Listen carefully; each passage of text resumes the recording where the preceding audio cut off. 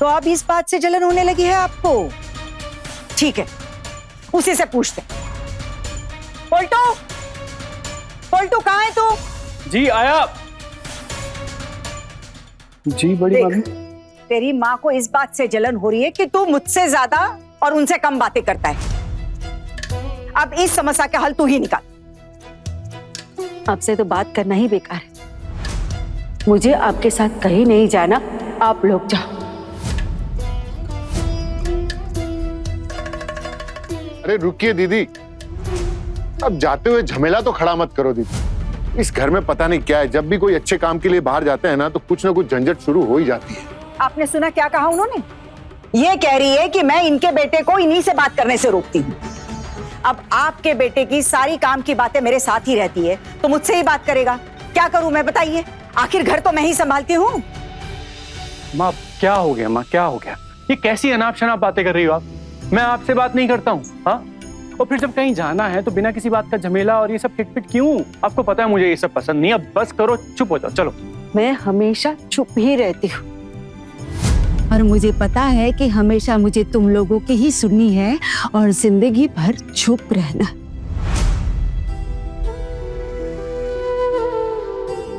बात सिर्फ इतनी है कि पारो बहू तैयार होकर आई तो भाभी ने गुस्सा किया, तो मैंने सिर्फ इतना कहा कि वो आज एक दिन मेकअप लगा के जाएगी तो क्या दिक्कत है, बस इतनी सी बात है। पारो, अब क्या कर दिया तुमने? और ये गले तक घूंघट क्यों रखा हुआ है? हाँ दिखाओ जरा, ये मेकअप किसे दिखाना है तुम्हें? नहीं, मैंने बिल्कुल भी मेकअप नहीं किया ना, इसलिए घूंघट से ढक लिया चेहरा। झूठ मत बोलो पारो। पारो, घूंघट खोलो, शक्ल दिखाओ अपनी, खोलो घूंघट।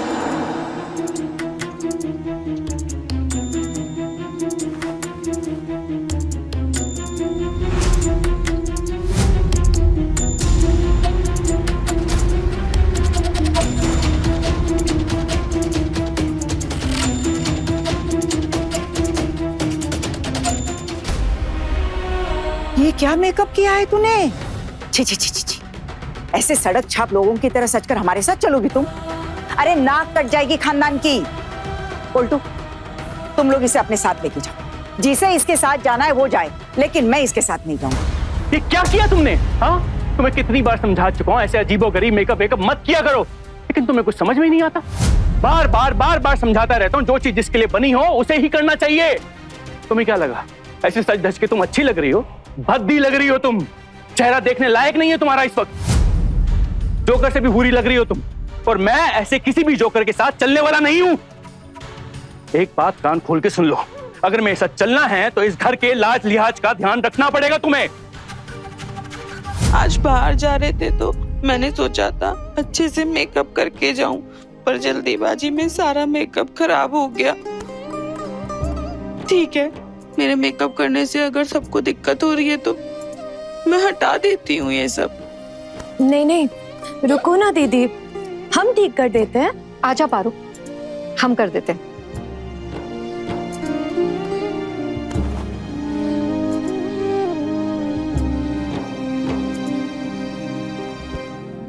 माँ, मैं कभी कभी सोचती हूँ मैं आपकी इकलौती बेटी हूँ। आपके सर का इतना बड़ा बोझ कैसे बन सकती हूँ मैं, जिसे आप कैसे भी करके बस अपने सर से उतारना चाहती हैं।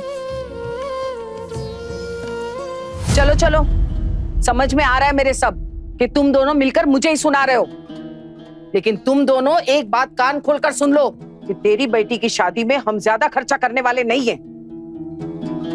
मैं भला आपसे ये उम्मीद क्यों रखूंगी दीदी? मैं तो चाहती हूँ कि लड़के वालों के साथ शादी के खर्चे के बारे में आप ही बात कर लीजिए।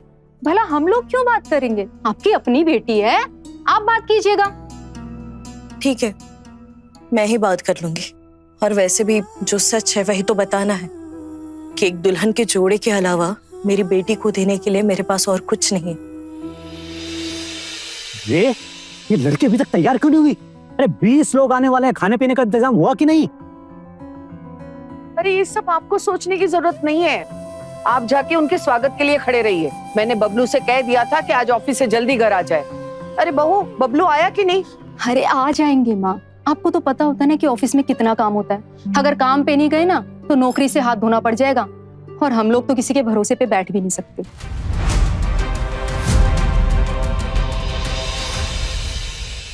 जी अम्मा जी। कहाँ रह गया था? यही था। सुन, हम सब थोड़ी देर के लिए घर से बाहर जा रहे हैं। अच्छे से घर का ख्याल रखना, ठीक है? पूरी साफ सफाई करके रखना, और जब तक हम लोग लौट कर नहीं आते तब तक कहीं मत जा। तेरे भरोसे घर छोड़ के जा रहे हैं। अब आप लोगों ने भरोसा किया क्या है? कब से इस घर में काम कर रहा हूँ, 20 साल तो हो गए।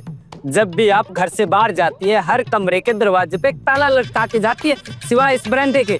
चलो मुझे क्या, मैं तो इस बरामदे की रखवाली कर लूंगा, मेरा तो काम आसान हो गया। बहुत ज्यादा बोल रहे हो भुट्टो। मगर सही बोल रहा हूँ। मैं ये कह रहा था, आप घर से बाहर जा रहे हैं तो आपको आने में टाइम लगेगा, मुझे थोड़ा कुछ खर्चा पानी पैसे से दे के जाते तो। कोई पैसे नहीं मिलेंगे, पेड़ में नहीं उगते हैं पैसे। ज्यादा से ज्यादा रात का खाना दूंगी, 4 रोटी और 1 सब्जी, वो भी बना के रखिए, लेकिन लौट कर ही दूंगी, समझा? किसी चीज को हाथ मत लगाना, और टीवी तो बिल्कुल मत चलाना, ठीक है? और हो गया तुम तीनों का? जी माँ। चल छोटी, चल आजा।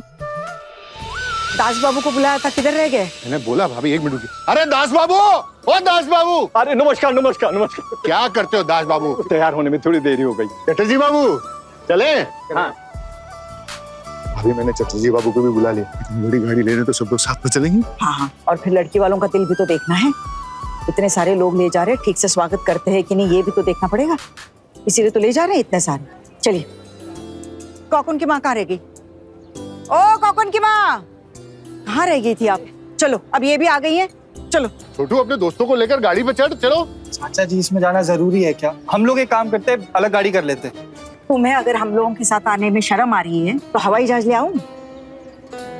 अरे जरा तुम समझाओ ना अपने इस दोस्त को, इस महंगाई के जमाने में बचत कितनी जरूरी होती है।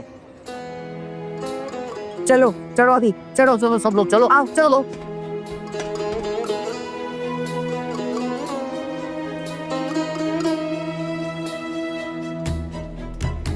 अरे चलो चलो, आइए बड़ी मामी, मैं आपकी हेल्प कर देता हूँ। मुझे किसी की मदद की जरूरत नहीं है, मैं अकेली ही काफी हूँ।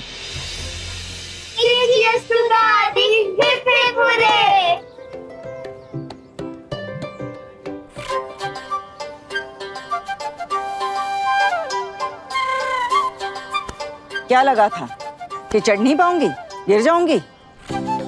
इस दुर्गा को गिराना आसान नहीं है, अब भी बहुत ताकत है मुझ में। 3 चीयर्स for दादी।